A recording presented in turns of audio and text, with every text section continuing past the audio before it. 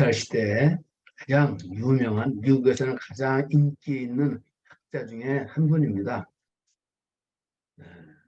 나는 내 또래 학자들한테 관심이 많았어요. 학자뿐만 아니라 어떤 사회활동가라든가 이런 사람들. 근데 책을 보다 보니까 미국에 내가 하고 싶었던 연구를 나보다 거의 30년 전, 40년 전에 시작한 학자가 있더라고요. 그 여자가 바로 이 쉐리 터클이에요. 이 쉐리 터클은 1948년생인데 미국 하버드 대학의 과학기술에 대한 사회학적 연구를 한 아직도 그 교수 중에 있어요. 그게 대단한 분이죠.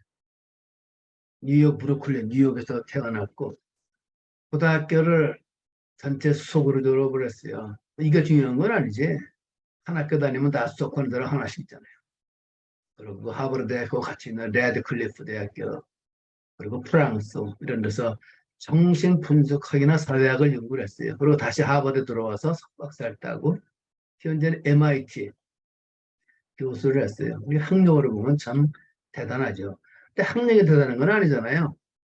에릭슨이나 이런 학자들이 뭐 대학이나 제대로 학교 다녔어요. 그런 사람들도 있죠.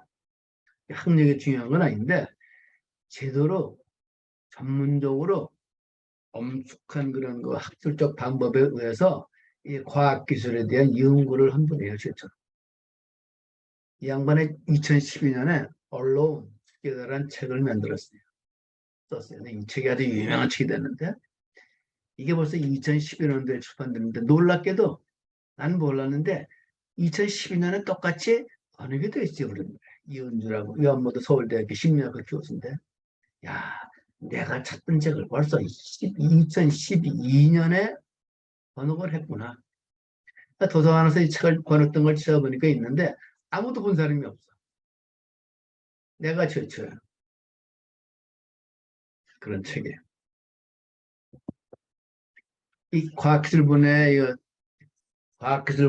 심리학, 그러니까 SNS라든가 디지털에 대한 연구를 한 첫 번째 학자인데, 첫 번째는 아니지만 가장 유명한 학자 중에 한 분인데, 1980년대니까, 야, 내가 쌍용 양회에서 과장할 때인가? 그때부터 시작을 한 것 같아요. 아주 옛날이지. 43년 전부터 연구를 한 거예요. 그래서 소셜 미디어와 이 디지털 기기가 말이에요. 인간에게 미치는 영향에 관한 아주 깊은 연구를 한 분이에요. 그래서 이분을 2000년대 타임지가 말이에요. 인터넷 이노베이터를 선정을 하면서 사이버 스페이스의 마가렛 미드라하고 겹쳐을 했어요. 마가렛 미드는 잘 아시겠지만 미국 유명한 세계적인 인류학자인데 사모아섬 이런 데를 직접 간 거야. 가서 원시인들을 연구한 거예요. 또 가서 1900년대 초니까 1930년 이때부터 들어갔으니까는 얼마나 옛날 뿐이에요. 어떤 사람은 이 터크를 말이에요. 이 쉐리 터크를 이 디지털계의 프로이드라고 얘기를 했어요. 그만큼 정신분석학도 정신분석, 그러니까 소셜 미디어를 하는 사람들의 이 정신분석을 한 분이에요. 엄밀하게, 또 과학적으로. 그러니까 참, 난 또 몰랐어. 이런 분이 있는지 사실은. 창피하게도. 우리나라에 번역된 게 외로워지는 사람들의 Alone Together. 영어는 Alone Together. 함께 있지만 외로워. 이걸 번역을 외로워지는 사람들을 하는데 원어크 들으면 Together 함께 있지만 외로워. 이 소셜 미디어가 함께 있지만 외로운 사람들을 만들어낸다. 이 사회 전체를. 그런 얘기예요. 그래서 처음에는 인간의 테크놀로지를 만들어내지만 결국은 테크놀로지가 인간을 또 만들어낸다. 이런 내용이에요. 그래서 우리가 지금 다 하고 있는 페이스북이나 트위터 연결은 많이 드러나잖아요. 그런데 왜 속마음을 털어놓을 친구는 줄어들까? 여기에 대한 생각. 문자하고 이메일을 많이 사용을 할수록 왜 대화가 서툴러질까? 아바타 꾸미기에 열중할 때 진짜 나는 어떻게 바뀔 거야? 요즘 그 일본이나 미국에서 로봇이 대세로 들어가기 시작했잖아요. 우리나라는 아직 안 해요. 네? 우리나라도 이제 시작하죠. 스키어 로봇과 함께 성장한 아이들은 어떻게 인간관계를 맺을까? 일본에 가면은 다 아시겠지만 스시를 로봇이 만들잖아요. 맛도 있어요. 그런데 맛이 있는 것 같지만 사실은 사람이 직접 이 만든 스시로고 나는 아무리 생각해도 그 맛이 틀린 것 같아. 그런데 이런 로봇과 함께 성장한 아이들은 어떻게 인간관계를 맺을까? 이런 아주 중요한 질문에 대해서 답을 한 책이에요. 그래서 이 책은 말이에요. 이 책이라는 거는 맨 밑에 이 책의 외침은 우리가 과학기술로 인해 인간다움을 잃어버리기 직전에 우리는 쌓이는 것 같다. 이렇게 평가를 했어요. 내가 평가한 것이 아니라 유명한 평론가들이 이 책을 읽어보고 하는 거예요. 예, 우리 여행을 많이 다니잖아요. 장소에 대한 어떤 플레이스에 대한 우리의 새로운 체험은 여행을 할 때 분명히 드러난다. 집을 떠나는 것은 언제나 자신의 문화를 새로이 바라보는 한 방법이었다. 그런데 만일 우리가 집을 가지고 다닌다면 어떻게 될까? SNS라는 것은 집을 가지고 여행하는 것과 마찬가지다. 이게 꼭 내 얘기를 하는 것 같더라고요. 옛날 미국이나 이런 데 출장을 갈 때는 회사에 보고를 어떻게 할 건가? 어떻게 내 출장 보고서 잘 쓸 건가? 이게 머릿속에 들어있었는데 요즘은 회사를 그만두니까 이 스마트폰을 갖고 다니잖아요. 이 스마트폰을 갖고 다니면서 끊임없이 연결이 되네. 그것도 한국에 있는 친구들이나 친척들이나 자식들하고 항상 통화를 하잖아요. 그러니까 여기 말 그대로예요. 여행을 하는데 우리 집에 그냥 그대로 있는 것 같아. 그러니까 미국에 여러 가지 여행을 오고 프랑스를 여행을 오고 어딜 여행을 하더라도 그 옛날처럼 아무나 연결이 안 될 때, 그냥 갈 때하고는 이게 완전히 틀린 거예요. 그래서, 그러나 상시에 접속한 커뮤니케이션과 그리고 실시간으로 우리가 사람을 만나잖아요. 이런 거는 연결성을 내세우잖아요. 특히 이 카카오톡이라든가 페이스북에서 만드는 연결하는 그런 거, 테크놀로지. 이, 이런 것들은 이 세상의 인간과의 관계를 모두 바꿔놓기 시작했다. 이런 결론을 내린 거예요. 나는 맞다는 거예요. 그래서 이제 우리는 언제 어디서든 함께 있지만 따로따로 또 언론 투게더의 상황에 익숙해졌다. 온 가족이 모여 식사를 하며 대화를 나누던 저녁 풍경은 함께 모여 각자의 인터넷 세상으로 접속하는 풍경으로 대체되었다. 내가 일본 아이를 보러 갔는데 손주가 셋이에요. 그러면 이제 내쳐두고 전부 다 이제 같이 식사를 할 거 아니에요. 그럼 손주놈들이 전부 다 소셜미디어를 해. 친구들하고 저런 식사를 하면서 또 저놈들이 게임을. 한국에 있을 때도 마찬가지예요. 우리 딸애가 있는데 애를 손주들 둘을 데려와요. 그럼 같이 먹으면 이놈들이 밥 먹으면서 게임을 해요.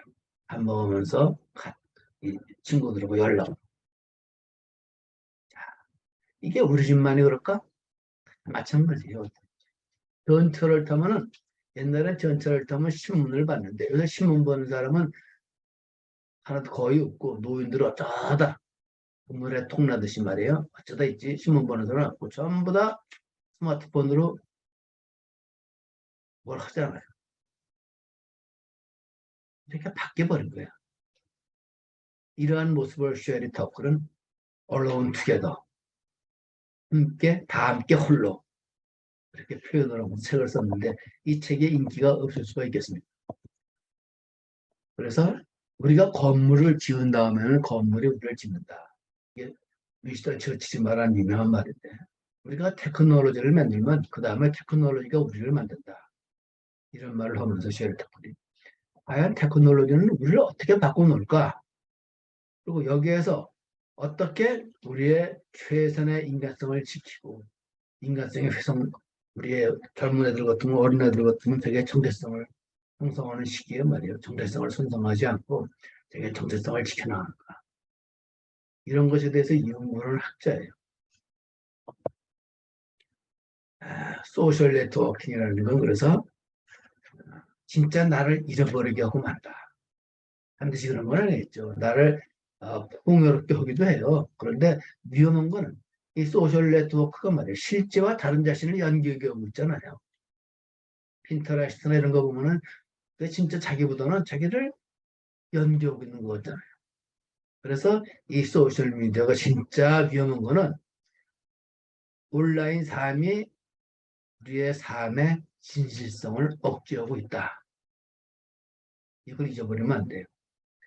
우리가 처음에 페이스북이나 트위터 나오고 그럴 때 우리가 참 여러 가지로 그 장점에 대해서 놀랐잖아요. 그런데 우리가 반드시 잊어버려서는 안 될 거는 이 장점과 마찬가지로 위험하다. 딱 위험한 거는 실제와 다른 자신을 연기시키고 있다. 그래서 우리의 진실성을 상실하게 하거나 억제하고 있다. 이게 위험한 거예요.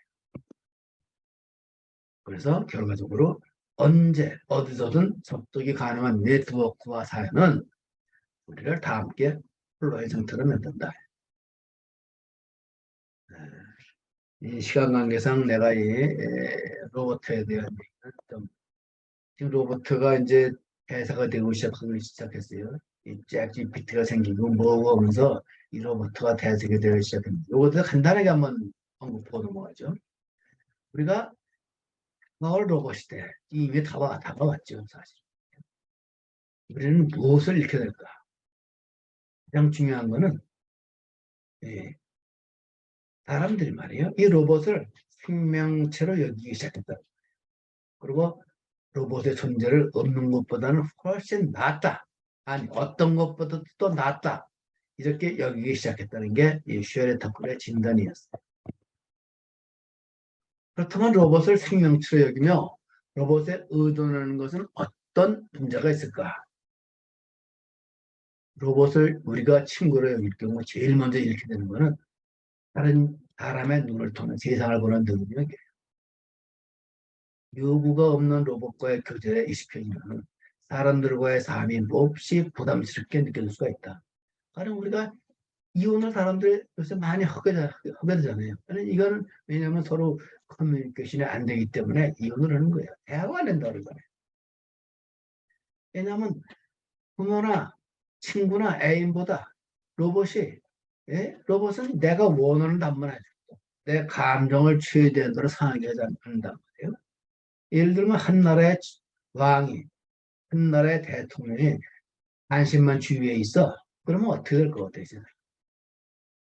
마찬가지로 로봇은 나랑 로봇 애인을 만난다 그랬다. 그렇게 로봇은 우리 마음을 상처를 안 주는 게 이 알고리즘이 짜여 있잖아요. 이렇게 되면은 이게 인간이 어떻게 변할까? 여기에 대해서 벌써부터 심각하게 염려하는 거예요. 그래서 만약에 로봇이 기저귀를 갈아주는 아이들은 자기 몸이 다른 인간한테 사랑받는다는 느낌을 못 가질 것이다. 왜 우리는 이러한 위험들을 감수하게 될까? 그런데 특히 이거 어린 아이를 로봇이 기저귀 갈아주는 건 좋은데 노인들은 말이에요. 로봇을 좋아할 수가 있어요. 그러면 자기 몸을 시키는 걸 다른 사람이 해주는 것보다 로봇이 해주는 게 편하거든. 노인의 경우 좀 틀린 거예요, 약간. 다 그런 건 아니라 이 말이죠. 이 모든 걸 다 우리가 생각하면서 얘기를 해요. 결과적으로 가장 중요한 거는 말이에요. 모든 게 관계 아니에요.